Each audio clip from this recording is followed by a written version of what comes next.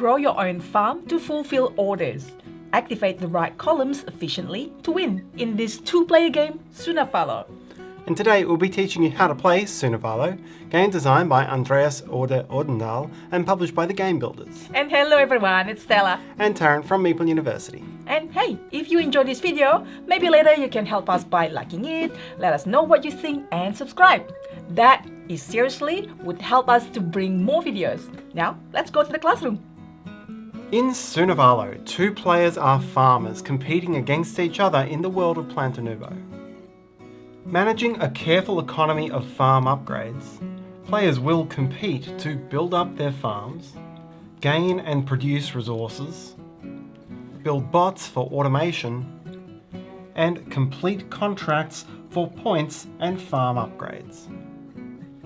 Whoever can score the most points over 3 eras of play will be the winner. To set up, each player takes a farm board and fills in all the empty upgrade spaces with the ships, barrels, and crates which fit into them. Place your 2 cogwheel tokens at the bottoms of their tracks. Make general supplies of the grains, lily pads, flowers, wool, eggs, and energy stones. The 5 types of cubes are collectively called resources, and the resources and energy stones are collectively called farm goods. Each player begins with 1 of each farm good, placing each resource into a printed storage crate which matches its type, and the energy stone off to the side. On the main board, lay out 5 progress bot tiles and 3 end of game bot tiles, returning all leftovers to the box. Prepare the Era 1, 2 and 3 farm cards and Village Festival cards. For the Village Festival, simply shuffle the decks. For each farm deck, layer it so that these 2 cards are shuffled into the bottom 4 cards of the deck. Take the Era 1 farm cards, leaving all other decks aside for later, and place it on the main board. Then deal out the top 9 cards, 3 beside the deck, and 3 above each player's farm board. Find the public and ship contract decks, and deal a card face down from the corresponding era into each of these 12 slots, before turning the first contract in each row face up, and returning any unused contracts to the box. Keep supplies of row bonuses and shortage tokens for later use. To finish setup, players must make some choices. First, deal each player 2 character cards, and simultaneously they choose which they wish to play with. This will provide you an individual player power. Next, choose a first player who takes the tree. Finally, the first player, then the second player, must place exactly 1 farm good from their storages or beside their board onto each of the 3 cards above their player board. You are setting the initial prices for these cards, and the full implications of this will become clear as I get into the rules. You're now ready to play. Suna Valo plays over 3 eras, and each era plays in turns, starting with the first player and going back and forward. The end of an era is triggered by the end of that era's farm deck, and each player will get 6 or 7 turns per era. The game is, at its core, a tableau building game, where you'll be building up a tableau of cards below your farm board. On the majority of turns you take, you'll resolve these steps, meaning you first acquire a card from all those available to you, you place it into its matching coloured column, and then you activate all icons in that column in any order. You can alternatively play the new card face down into any column, again resolving all icons in that column in any order, but not adding any new icons. Your turn ends by the empty space from which you took the card being refilled. You'll be mostly using your tableau to move towards fulfilling contracts, as the effects will largely let you gain or produce farm goods, improve the automation of your farm by moving up on the bot tracks, and to make drone deliveries of resources to contracts. Anytime you complete a contract, you get to clear one of the matching tokens off your farm board. a barrel for a public contract, a ship for a shipping contract, or a crate for a personal contract. Placing these tokens both marks the points that you've gained for the contract and upgrades your farm, making some of your other actions more powerful. And I'll explain what each of these upgrades does as I come to the relevant action. The sequence I've just described covers probably 80 to 90% of your turns. There's a couple of other types of turns, but I'll come back to those later in the video. For now, let's delve into that most common type of turn in more detail. The first thing we'll do is understand the game's card economy, and this represents the first step of your turn, which is choosing and paying for a new card, and the last step of your turn, which is refilling that card's empty slot. When your turn begins, there are 9 cards available to purchase. The 3 face up above your own board, the 3 face up above your opponent's board, and the 3 face up on the main board. And how you handle each of these 3 options differs. If you choose a card from above your own board, then the cost to do this is to discard all of the farm goods on that card. Then to refill this slot at the end of your turn, choose one of the 3 face-up cards from the main board, place it into the empty slot, and then place a number of farm goods from your storages onto it, which is equal to or greater than the number printed at the bottom of the card. Then refill the main board by sliding cards to the right and replenishing from the top of the deck. If you buy a card from above your opponent's board, then you must pay your opponent farm goods exactly equal to the price that's been set on that card. That player takes the farm goods you paid and the farm goods which were placed on the card, returning them to their storages, and you play the card.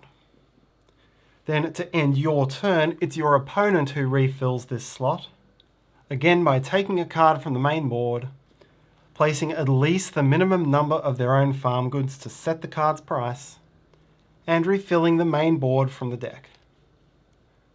Thirdly, if you want to purchase one of the face-up cards from the main board, you'll need to pay its cost, equal to the sum of the card's number and the printed number, in any combination of farm goods to the supply. Place the card directly in your farm, and as usual slide to the right and replenish from the top of the deck. If you've cleared this ship upgrade, then the purchase price for a card from the middle of the board is reduced by 1. As you can appreciate, setting the prices for the cards that you bring to your display is a critical part of the game. You can use this to try to get the cards you need set at cheaper prices at the risk of your opponent taking them from you. Or you can overprice a card, disincentivizing your opponent from stealing it, or perhaps baiting them into giving you more resources than it's truly worth. You can also manipulate the market by setting combinations of prices in resources your opponent doesn't have, a dynamic which should factor into all players' resource management. The option to buy from the main supply also lets you bypass this price setting, but if you want to gain the card that just came from the top deck, it's going to come with a significant 3 goods premium. A few more notes on card economy. Cards from Era 1 all have a minimum farm goods cost of 0, 1 or 2. But these minima do not apply specifically for the 3 cards you're given during setup. Each setup cost must be exactly 1 farm good, no more and no less. It's only after setup that the standard rules apply. Cards from Era 2 mostly cost 1 or 2, with a couple of exceptions. Cards from Era 3 all cost either 2 or 3. If you ever add a card to your row and you don't have enough farm goods to pay the entire minimum cost, then you must pay what you can and make up the rest with shortage tokens. A shortage token will always cost you 1 point at the end of the game. If you later add this card to your own farm, you pay the farm goods on it and then keep the shortage token. If your opponent buys that card from you, the shortage token is paid with any farm good. The recipient takes all of those farm goods, including the wild, but also keeps the shortage token. and if any are left on unpurchased cards at the end of the game, they just go straight to your negative scoring pile. You can't voluntarily take a shortage token to preserve farm goods, nor can you take one to set a price above the minimum. Next, we'll talk about gaining, storing, and spending farm goods. If an icon depicts a farm good, you can gain that farm good. So this play, for example, would be a way of gaining 2 flowers. This play gains a grain, a lily pad, and then one of either. This play would gain 2 energy stones. When gaining energy stones, you simply collect them in a supply beside your farm board. There's no limit to the number of these you can hold.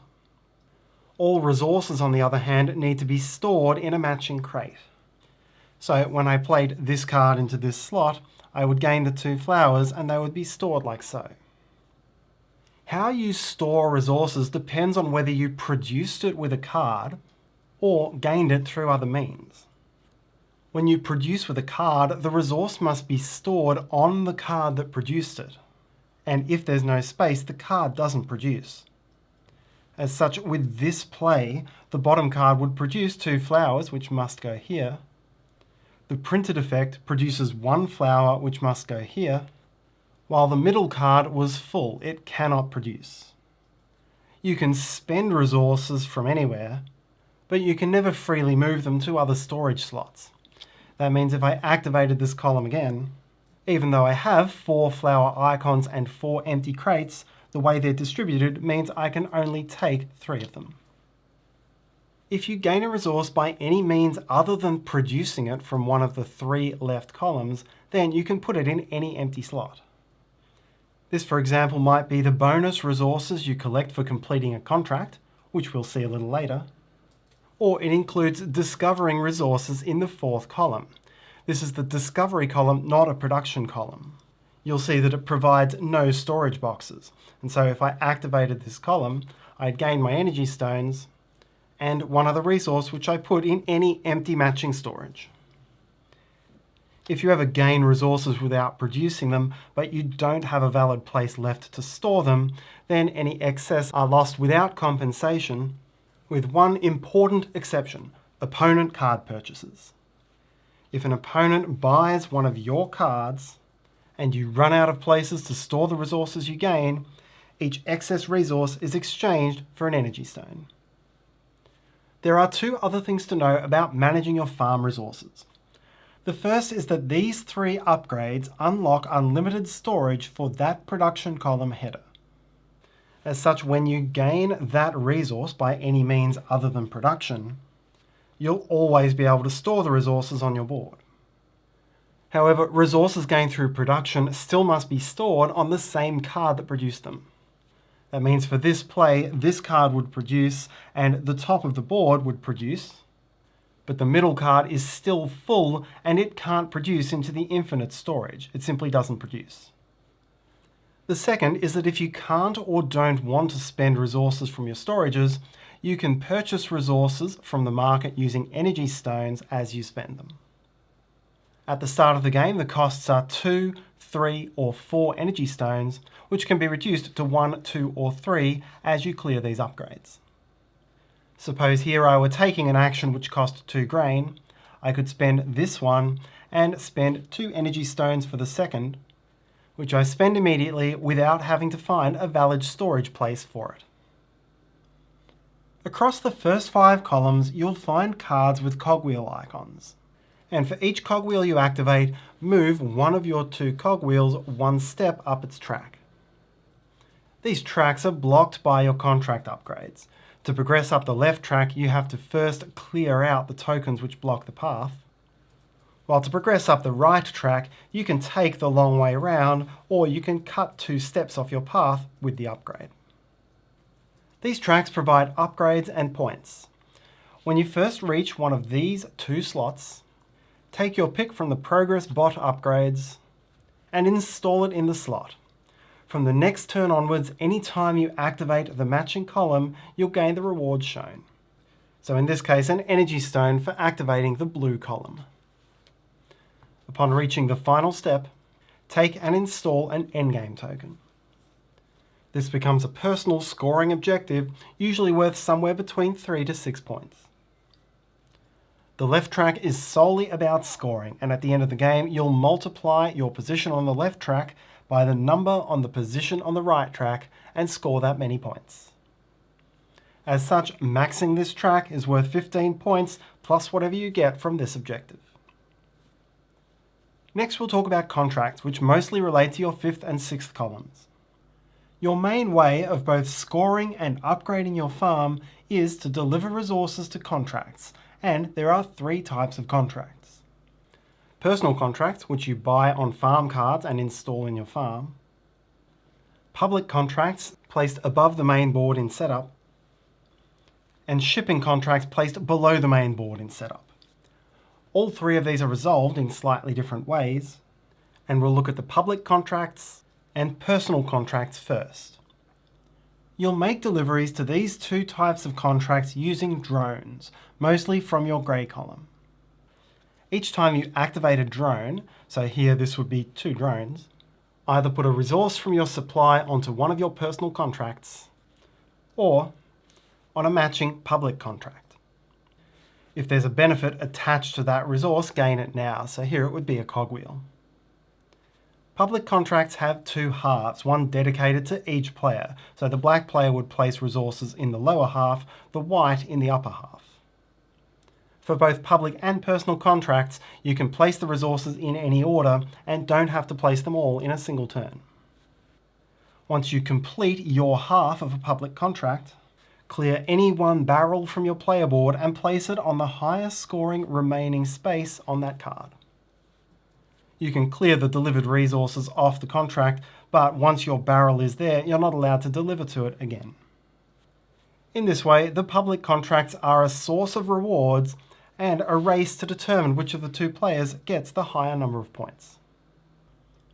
For the personal contracts, once you've filled in all the resource spaces, you then mark it with a chest and again clear the resources off, indicating you can't deliver there again.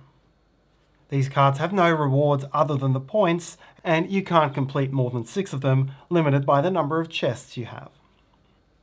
Installing a card in the grey column gives you drones and cogwheels and lets you deliver either to public or personal contracts. Installing a card in your personal contracts column has 2 effects.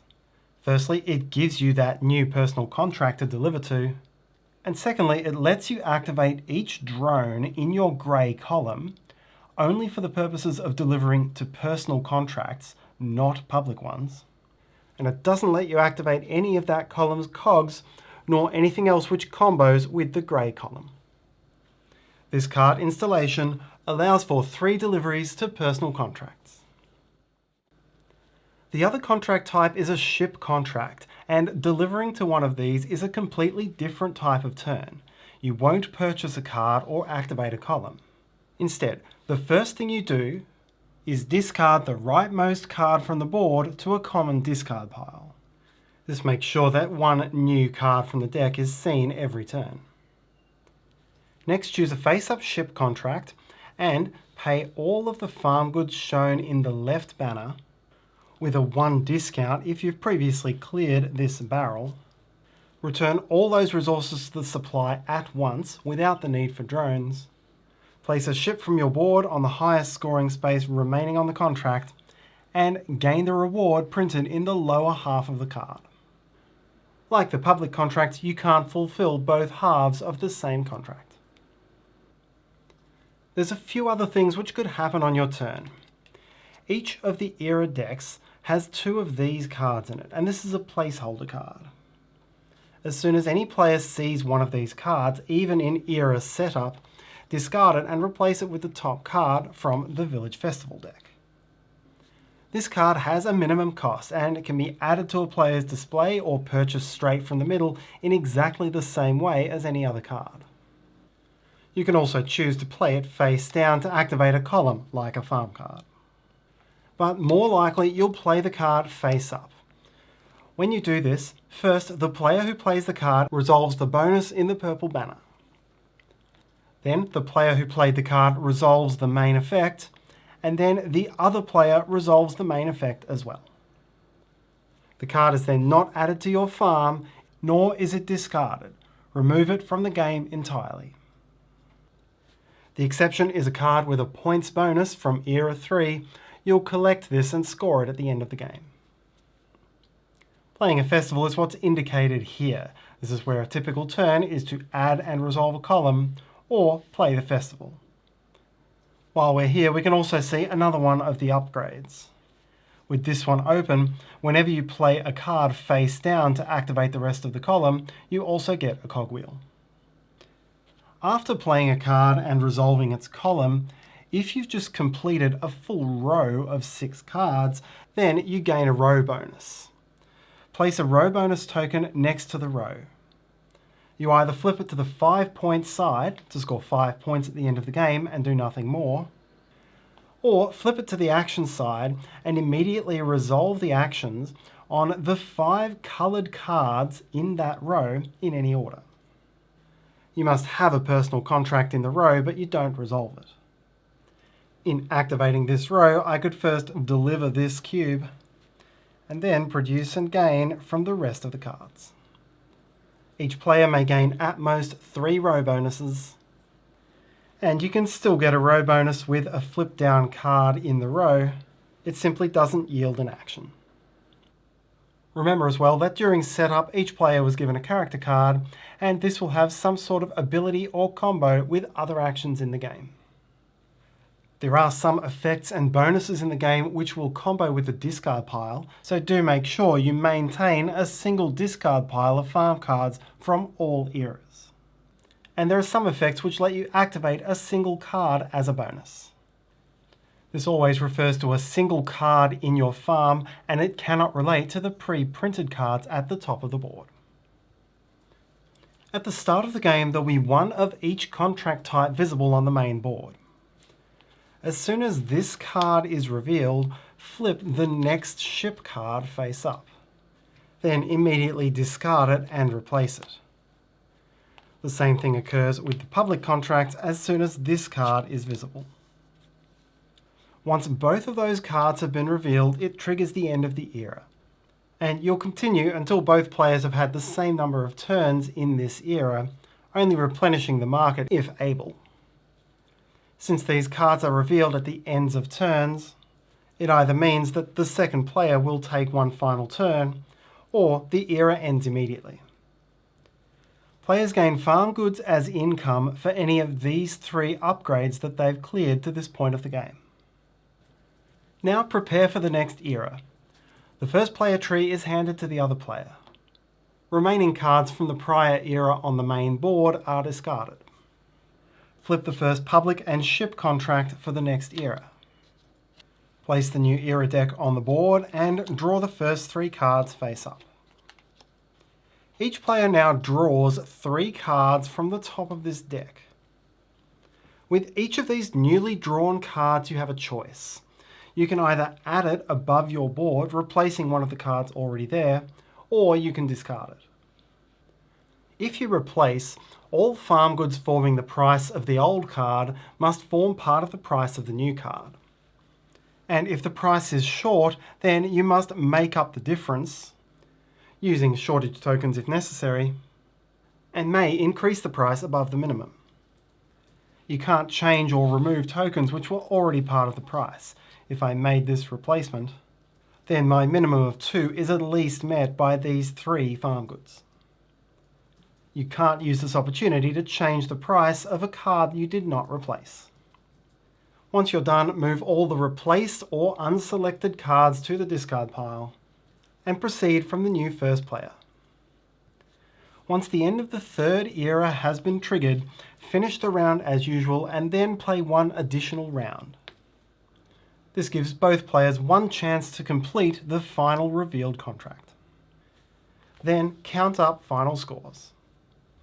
Score points for your ship contracts. That means the points printed next to each ship you've placed on the board. And for the Era 3 contract you've claimed, also the points for the objective printed below.